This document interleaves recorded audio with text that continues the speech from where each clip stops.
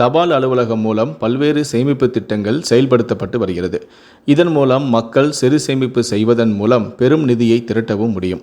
குறிப்பாக பெண்களுக்காக பல சிறந்த அஞ்சல் அலுவலக திட்டங்களும் உள்ளன. இதில் முதலீடு செய்யும் முறை மற்றும் அதனுடைய பலன்களை நீங்கள் தெரிந்து கொள்ளுங்கள்.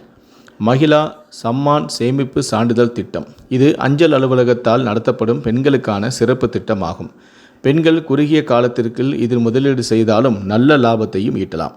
வட்டியை பற்றி பேசினால் இந்த அரசாங்க திட்டத்தில் முதலீட்டிற்கு 7.5% வரை வட்டியும் வழங்கப்படுகிறது. இது ஒரு சிறு சேமிப்பு திட்டமாகும். இதில் பெண் முதலீட்டாளர்கள் 2 ஆண்டுகளுக்கு மட்டுமே முதலீடு செய்ய வேண்டும் மற்றும் இதில் முதலீடு செய்வதற்கான அதிகபட்ச வரம்பே 2 லட்சம் ஆகும்.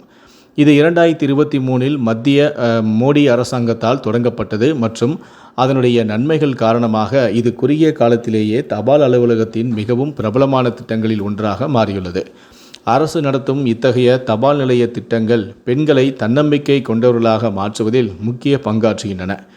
மகிழா சம்மான் சேமிப்பு சான்றிதழ் திட்டத்தில் முதலீட்டிற்கு 7.5% வலுவான வட்டி வழங்கப்படுவது மட்டுமின்றி வருமான வரியின் 80C பிரிவின் கீழ் வரி விலக்கின் பலனையும் முதலீடு பெறுகிறது.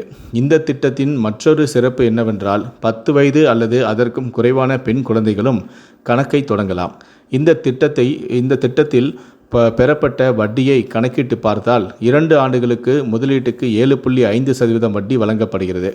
இதில் ஒரு பெண் முதலீட்டாளர் 2 லட்சம் ரூபாய் முதலீடு செய்தால் முதல் ஆண்டில் அவர் முதல் வருடத்திற்கான வட்டி தொகை 15,000 மற்றும் நிலையான வட்டி விகிதத்தில் அடுத்த ஆண்டில் மொத்த தொகைக்கு பெறப்பட்ட வட்டியானது 16,125 ஆகிறது.